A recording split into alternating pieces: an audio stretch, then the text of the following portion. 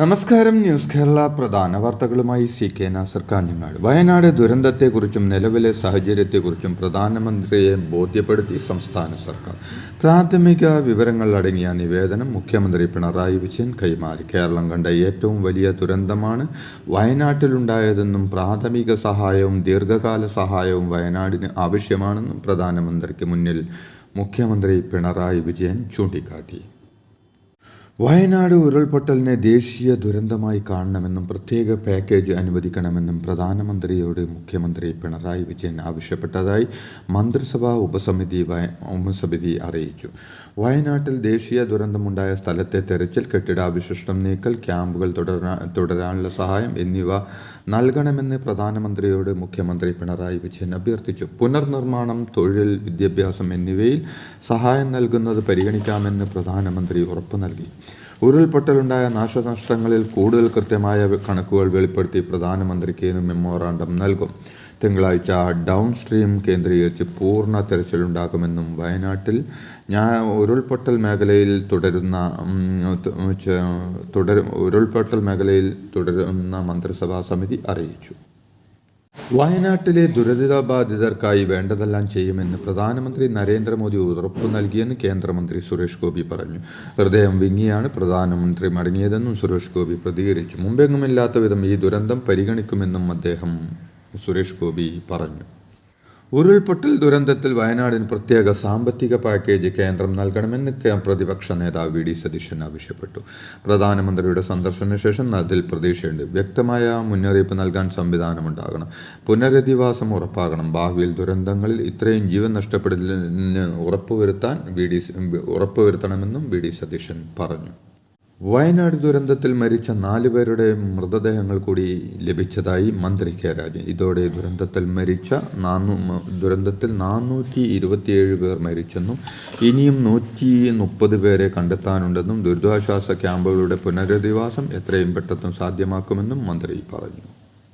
നടൻ മോഹൻലാലിനെതിരായ അധിക്ഷേപ വീഡിയോയുടെ പേരിൽ അറസ്റ്റിലായ യൂട്യൂബർ അജു അലക്സിനെതിരെ കൂടുതൽ നടപടി വന്നേക്കും. വയനാട്ടിലെ ദുരന്തഭൂമിയിലെത്തിയ മോഹൻലാലിനെതിരെ ഫേസ്ബുക്ക് പേജിലൂടെ നടത്തിയ പരാമർശങ്ങളിൽ ഉറച്ചു നിൽക്കുന്നതായി അജു പ്രതികരിച്ചതിന് പിന്നാലെയാണ് പോലീസും കടുത്ത നടപടികളിലേക്ക് നീങ്ങുമെന്ന് അറിയിച്ചത്.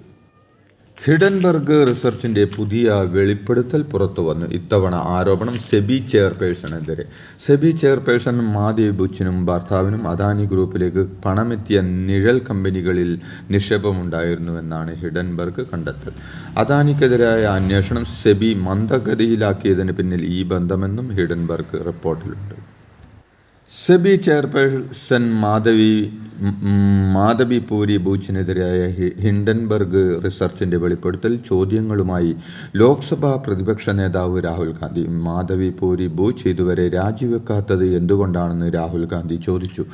നിക്ഷേപകർ കഠിനാധ്വാനം ചെയ്ത പണം നഷ്ടപ്പെടുകയാണെങ്കിൽ ആരാണ് ഉത്തരവാദിയെന്നും പ്രധാനമന്ത്രി നരേന്ദ്രമോദിയോ സെബി ചെയർപേഴ്സണോ ഗൗതം അദാനിയോ എന്നും രാഹുൽ ചോദിച്ചു. പുതിയതും വളരെ ഗൗരവമേറിയതുമായ ആരോപണങ്ങളുടെ വെളിച്ചത്തിൽ സുപ്രീംകോടതി ഈ വിഷയം ഒരിക്കൽ കൂടി സ്വമേധയാ പരിശോധിക്കുമോ എന്നും എന്തുകൊണ്ടാണ് പ്രധാനമന്ത്രി നരേന്ദ്രമോദി JPC അന്വേഷണത്തെ ഇത്രയധികം ഭയപ്പെടുന്നതെന്നും അത് വെളിപ്പെടുത്തുന്നത് എന്താണെന്നും ഇപ്പോൾ വ്യക്തമാണെന്നും രാഹുൽ ഗാന്ധി കൂട്ടിച്ചേർത്തു. ഡിജിറ്റൽ ഇടപാട് പ്രോത്സാഹിപ്പിക്കാനും പ്രാദേശിക തലത്തിൽ ബാങ്കിംഗ് സേവനം മെച്ചപ്പെടുത്താനും വില്ലേജ് തലത്തിൽ വായ്പേതര സഹകരണ സംഘങ്ങൾക്കും ബാങ്കിംഗ് പ്രവർത്തനത്തിന് അനുമതി നൽകാൻ കേന്ദ്ര സർക്കാർ. സംസ്ഥാന, ജില്ലാ സഹകരണ ബാങ്കുകളുടെ ബാങ്കിംഗ് കറസ്പോണ്ടന്റായി കാർഷിക അനുബന്ധ മേഖലകളിലായി പ്രവർത്തിക്കുന്ന എല്ലാ വിഭാഗം പ്രാഥമിക സഹകരണ സംഘങ്ങളെയും അനുവദിക്കണമെന്നാണ് നിർദ്ദേശം. ക്ഷീര സഹകരണ സംഘങ്ങൾക്കടക്കം അനുമതി ലഭിക്കും. വയനാട്ടിലെ മുണ്ടക്കൈ, ചൂരൽമല, മേപ്പാടി നിവാസികളുടെ നഷ്ടപ്പെട്ട രേഖകൾ വീണ്ടെടുക്കുന്നതിന് Meppadi government high school, saint Joseph UP school, mount Tabor high school എന്നിവിടങ്ങളിൽ പ്രത്യേക ക്യാമ്പ് സംഘടിപ്പിക്കും. ദുരന്തത്തിൽ രേഖകൾ നഷ്ടപ്പെട്ടവർ ഈ സൗകര്യം പ്രയോജനപ്പെടുത്തണമെന്ന് ജില്ലാ കളക്ടർ DR മേഘശ്രീ അറിയിച്ചു. വയനാട്ടിലെ ദുരന്തത്തെ തുടർന്ന് ക്യാമ്പുകളിൽ കഴിയുന്നവർക്ക് താൽക്കാലിക പുനരധിവാസ സജ്ജീകരണങ്ങൾ ഒരുക്കുന്നതിനുള്ള പ്രവർത്തനങ്ങൾ വിലയിരുത്തുന്നതിന് ജില്ലാ കളക്ടർ DR മേഘശ്രീയുടെ നേതൃത്വത്തിൽ 5-അംഗ സമിതി രൂപീകരിച്ചു. തദ്ദേശ സ്വയംഭരണ വകുപ്പ് ജോയിന്റ് ഡയറക്ടർ, ഒരു ഡെപ്യൂട്ടി കളക്ടർ, പൊതുമരാമത്ത് വകുപ്പ് കെട്ടിട വിഭാഗം എക്സിക്യൂട്ടീവ് എഞ്ചിനീയർ എന്നിവർ അംഗങ്ങളും വൈത്തിരി തഹസിൽദാർ കൺവീനറുമായ സമിതിയാണ് രൂപീകരിച്ചിട്ടുള്ളത്. വയനാട് മുണ്ടക്കയിൽ മഴ ശക്തമായതോടെ ഇന്നലത്തെ തെരച്ചിൽ 3 മണിയോടെ അവസാനിച്ചു. ഇന്നലത്തെ ജനകീയ തെരച്ചിൽ 3 ശരീരഭാഗങ്ങൾ കിട്ടിയതായി അധികൃതർ അറിയിച്ചു. പരപ്പൻപാറയിൽ സന്നദ്ധ പ്രവർത്തകരും ഫോറസ്റ്റ് സംഘവും നടത്തിയ തെരച്ചിലാണ് ശരീരഭാഗങ്ങൾ കണ്ടെടുത്തത്. പരപ്പൻപാറയിലെ പുഴയോട് ചേർന്നുള്ള ഭാഗത്തുനിന്ന് 2 ശരീരഭാഗങ്ങളും പരപ്പൻപാറയിലെ മറ്റൊരു സ്ഥലത്തു നിന്ന് ഒരു ശരീരഭാഗവുമാണ് കണ്ടുകിട്ടിയത്. ഉരുൾപൊട്ടൽ ദുരന്തത്തിനു ശേഷം പ്രദേശത്തെ അവസ്ഥയും ദുരന്ത സാധ്യതയും വിലയിരുത്തുന്നതിനായി ദേശീയ ഭൗമശാസ്ത്ര പഠന കേന്ദ്രത്തിലെ മുതിർന്ന ശാസ്ത്രജ്ഞനായ ജോൺ മത്തായി അടങ്ങുന്ന 5-അംഗ സംഘം ചൂരൽമല, മുണ്ടക്കൈ, പുഞ്ചേരിമട്ടം, അട്ടമല എന്നീ പ്രദേശങ്ങൾ ഈ മാസം 19-ന് സന്ദർശിക്കുമെന്ന് മന്ത്രിമാർ അറിയിച്ചു. വയനാട് ദുരന്ത മേഖലയിലെ ജനകീയ തെരച്ചിൽ ഇന്നും തുടരുമെന്ന് മന്ത്രി മുഹമ്മദ് റിയാസ്. ദുരന്തത്തിൽ മരിച്ചവരുടെ DNA ഫലങ്ങൾ കിട്ടിത്തുടങ്ങിയെന്ന് ഇന്നു മുതൽ പരസ്യപ്പെടുത്തുമെന്നും മന്ത്രി വാർത്താസമ്മേളനത്തിൽ പറഞ്ഞു.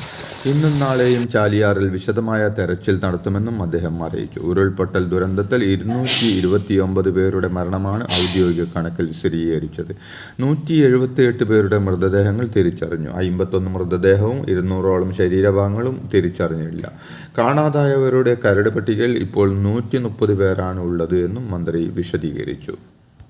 വയനാട്ടിലെ ദുരിതാശ്വാസ ക്യാമ്പുകളിൽ പകർച്ചവ്യാധി വ്യാപനം തടയാൻ മുൻകരുതൽ വേണമെന്ന് ആരോഗ്യവകുപ്പ് മന്ത്രി വീണ ജോർജ് പറഞ്ഞു. കൽപ്പറ്റ ജനറൽ ആശുപത്രിയിൽ നടന്ന ആരോഗ്യവകുപ്പ് ഉദ്യോഗസ്ഥരുടെ അവലോകന യോഗത്തിൽ സംസാരിക്കവേ ക്യാമ്പംഗങ്ങൾക്ക് മാനസിക പിന്തുണ കൊടുക്കുന്ന കൗൺസിലർമാരെ ഷിഫ്റ്റ് അടിസ്ഥാനത്തിൽ ജോലി ചെയ്യിക്കണമെന്നും മന്ത്രി പറഞ്ഞു. കൂടാതെ മാതാപിതാക്കളെ നഷ്ടപ്പെട്ട കുഞ്ഞുങ്ങൾക്ക് പ്രത്യേക ശ്രദ്ധ നൽകണമെന്നും നിലവിൽ കുഞ്ഞുങ്ങളെല്ലാം അടുത്ത ബന്ധുക്കൾക്കൊപ്പമാണെന്നും മന്ത്രി പറഞ്ഞു. മലപ്പുറത്തിൻ്റെ മലയോര പ്രദേശമായ കരുവാരക്കുണ്ട് മേഖലയിൽ ശക്തമായ മഴയെ തുടർന്ന് മലവെള്ളപ്പാച്ചിൽ.